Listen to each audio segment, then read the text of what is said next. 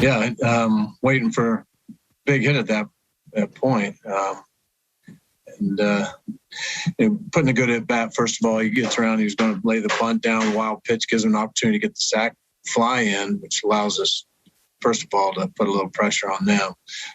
But to come through with that home run, and he just took a good at bat. We watched him do that, even deep in counts when he gets the 2 strikes. He just stays through the ball well, and you got to get it to get out of this park. And you just never know who's going to be the hero. Guy didn't even make the start. O'Hearn had 3 hits in that same spot. It was a very productive spot for us today.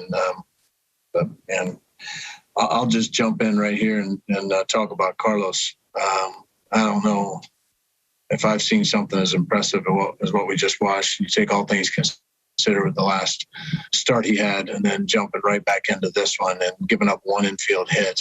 Then was it 5 2/3? And just looked as good as we've ever seen him. Just attacking the zone with every pitch, just so confident. That was huge for him. One, to stay sharp mentally, knowing that he could be a starter tomorrow, stay ready to help us out today. And that was one of the wins I think this group will never forget. And Mike, you mentioned, you got to get a hold of one to get it out. Did you see, I don't know if you saw real time or a replay, that home run actually hit off the glove on its way over? I didn't see that. I heard some moaning and groaning from the fans that were watching some sort of replay. So I guess that was probably what happened. And what does the fact that you used Carlos mean for pitching plans? Does that just move everybody up a day with the off day? Yeah, and everything? Yeah. We sent Daniel home. He'll be ready to go tomorrow.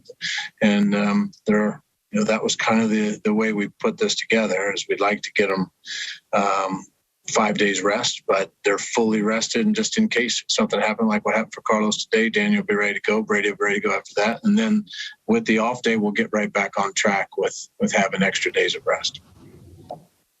Annie? Mike, I know that you've kind of had your starters ready for this possibility, but when did you know that Carlos might be needed in this game?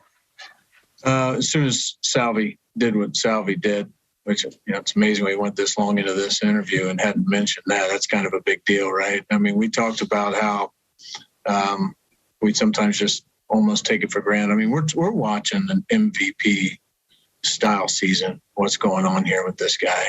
And the fans are, you should hear these people every time he walks by. They just are so blown away at how one guy can be so dangerous and have such a big impact 2 days in a row. But he's just he's in a unique space with what he's been able to do and doing it on both sides of the ball. But with the pitching, we're trying to be creative here and how we can get our guys the rest that they need. And once Salvi hit that home run, we knew this is a game. We had a lot of game to cover, and Chris's pitch count wasn't going to let him go much further. And we didn't want to really not take advantage of the momentum that grand slam gave us. So give him one hitter and then let Carlos take over.